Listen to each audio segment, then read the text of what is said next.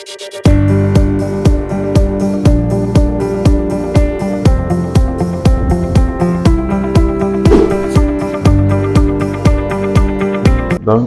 je m'appelle Hassan Ndour. Donc, je suis entrepreneur et enseignant à la fois.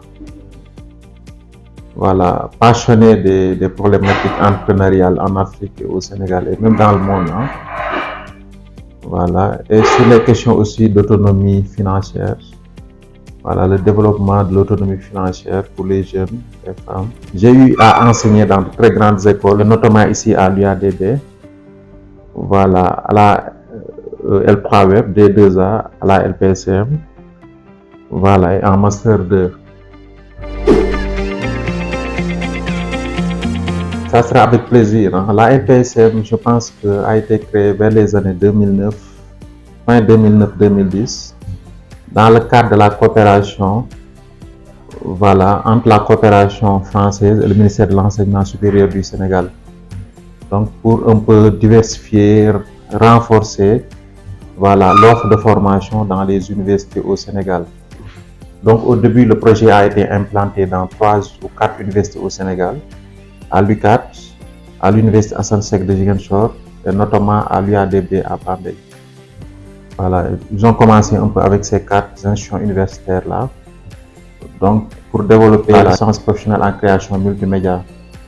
Donc, sur un format de 6 mois de cours et de 4 mois de stage, mais avec des profils d'entrée, vraiment des profils d'entrée sélectionnés vraiment sur dossier rigoureusement.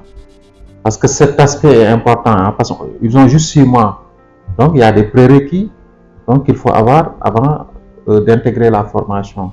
Et dans les profils requis, c'était un peu Bac+2 en informatique, multimédia, communication, en tout cas les métiers techniques un peu liés à l'informatique, à la communication visuelle graphique.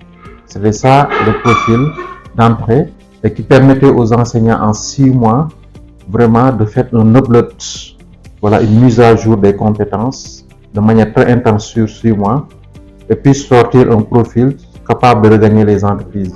C'était ça un peu l'esprit de départ. Donc, en termes de défi, moi je pense qu'il faut faire une évaluation exhaustive de cette formation. Voilà, voir aujourd'hui qu'est-ce que ça a produit après 16 ans. Maintenant, les autres défis, c'est à l'heure de l'intelligence artificielle. Voilà, à l'heure de l'intelligence artificielle, l'IA impacte sur tous les secteurs. Donc, il faut une évaluation. Voilà, à partir de ça, voir les faiblesses et sauter sur les nouvelles opportunités que nous offre aujourd'hui l'IA, que nous offre aussi le marché du travail. Voilà. Donc, ça, c'est une question assez pertinente, d'ailleurs que je vais aborder avec beaucoup de plaisir. Voilà. Aujourd'hui, l'IA, en tout cas, impacte tous les secteurs, voilà, tels que soient les secteurs publics, les entreprises, les organisations, les ONG, les associations. L'IA impacte même la manière de penser des humains. Voilà. Donc, les gens ont un autre regard des choses. Donc, d'où la nécessité aussi, aujourd'hui, d'adapter les outils de travail, d'adapter aussi la manière de former les gens par rapport à l'IA. Voilà, le capital humain, il y a quelques années, n'est pas la même chose à l'ère de l'IA. Il faut une adaptation aujourd'hui, vraiment des outils de travail, parce que les métiers s'adaptent, parce que l'IA a impacté beaucoup de métiers. Voilà, beaucoup de métiers ne serviront plus à grand chose. L'IA a impacté même en termes de production de la richesse dans les entreprises. Donc aujourd'hui, on ne peut pas s'en passer. Certes, l'IA ne peut pas remplacer l'humain, ne peut pas remplacer certains outils, mais en fait, la combinaison, voilà, des forces de l'expérience antérieure, des forces de travail de l'IA, permet d'augmenter, vraiment d'aller à des niveaux de productivité beaucoup plus intéressants que sur tous les métiers, que ce soit sur le domaine du multimédia, du web, de l'informatique.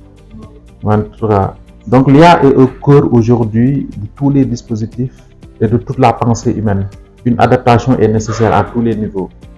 Voilà, mais il faut que ça soit fait de manière intelligente. En réalité, c'est pour former, c'est pour avoir un capital humain au niveau national, dans tous les domaines, capable de répondre aux défis entrepreneuriaux, capable de répondre aux enjeux économiques du pays et en bref, au progrès, au développement du pays. Ça aussi, c'est une question assez pertinente parce que ces jeunes-là sont vraiment la relève de demain pour relever les défis économiques, les défis sociaux aussi du pays. Donc, il faut forcément de l'auto-formation. Il faut de l'auto-formation au-delà des compétences acquises dans les écoles, développer des capacités au-delà de ce qu'on donne dans les universités, dans les écoles. Même une étude l'a montré que souvent dans le système LMD, bon, certains profs donnent en deçà de 25% des compétences clés requises dans le métier. Le reste, c'est la recherche, c'est l'auto-formation des étudiants. Donc ça doit être. Donc il faut être motivé pour développer ces aptitudes-là. Le deuxième conseil, bon, aujourd'hui, il y a deux approches. Il y a deux approches. Soit après une formation, d'aller sur le marché du travail comme professionnel, soit de se convertir comme entrepreneur, d'aller faire de l'entrepreneuriat. Mais l'entrepreneuriat exige vraiment des compétences hybrides, des compétences pluridisciplinaires, pas seulement des compétences techniques. Ça nécessite des compétences managériales parce que c'est l'erreur de beaucoup de jeunes techniciens. Ils ont des compétences clés dans leur domaine, des compétences techniques, mais il leur manque des compétences managériales. Voilà, le management d'entreprise. Il faut qu'ils s'intéressent à la vente. À la limite qu'ils s'associent à des profils qui peuvent leur compléter. Un technicien seul ne peut pas développer une entreprise. Ça, c'est clair. Soit il n'a qu'à développer des compétences parallèles, soit chercher des associés. Voilà. Il faut donc de l'auto-formation. Voilà. Aller au-delà de ce qu'on te donne en classe. Les 25%. Voilà. Après, le marché est ouvert, il y a plein d'opportunités. Au-delà de pouvoir rejoindre une entreprise, l'entrepreneuriat aujourd'hui est un enjeu, une clé. Voilà. Pour moi, à la portée de tous les jeunes Africains. Voilà. Le dernier aspect, bon, après, c'est toujours avoir un mentor. Dans la vie, il faut un mentor. Voilà. Qu'on soit professionnel, mais un mentor qui a fait plutôt ses preuves dans le domaine. Parce que ce que tu fais sans mentor, le mentor va permettre de le faire avec des raccourcis plus rapides. Voilà. Donc ça, c'est vraiment les 3 conseils clés. Voilà. Bon, le dernier mot, c'est un mot d'espoir. Bon, je pense que un pays comme le Sénégal, de plus en plus, il y a des efforts sur l'enseignement supérieur. Et pour moi, tous ces efforts-là participent à la formation du capital humain. Et j'ose espérer que, quand même, dans les années à venir, ça va impacter vraiment sur la croissance du pays, sur le développement social et économique, quoi. C'est ça le dernier mot, quoi. Merci.